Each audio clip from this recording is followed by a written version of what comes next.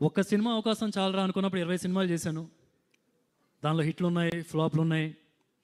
First cinema అప్పుడు voice బాగాలేదన్నారు. ప్రతిరోజు ఒక గంట సేపు అయినా సరే వాయిస్ కల్చర్ ట్రైనింగ్ చేస్తూ ఉన్నాను. సంవత్సరాలు చేస్తూనే ఉన్నాను. ఇప్పుడైనా సరే డబ్బింగ్ ఉన్నప్పుడు నేను చేస్తూనే ఉంటాను. అరే వీడు మాట్లాడితే చొక్కా తీస్తాడు, బాడీ చూపిస్తాడు అని చెప్పి అందరూ అన్నారు. సమ్మోహన్ లాంటి సినిమా చేశాను, లవ్ స్టోరీ, మంచి హిట్ అయింది. కానీ దాని తర్వాత కూడా సాఫ్ట్ సినిమాలకి సూట్ అవుతాడు అని చెప్పి ఆట ఆట ఆ కైండ్ ఆఫ్ మాటలు కూడా వచ్చినాయి. వీ లాంటి సినిమా చేశాను.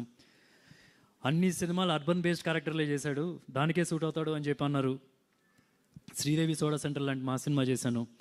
బాలీవుడ్ వెళ్ళాను, విలన్గా చేశాను.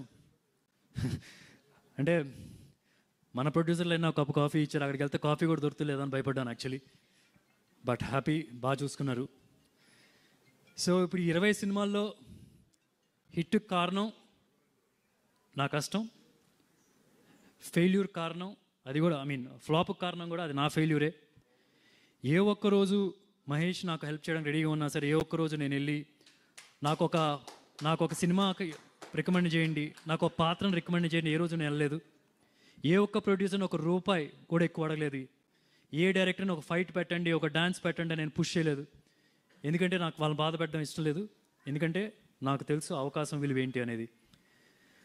సో ఫైనల్గా నేను చెప్పేది ఏంటంటే, ఇన్ని 20 సినిమాలు చేయడానికి కారణం ఒకే ఒక్కడు, ఈ కృష్ణ గారు అల్లుడు, మహేష్ బాబు బావ, సుధీర్ బాబు.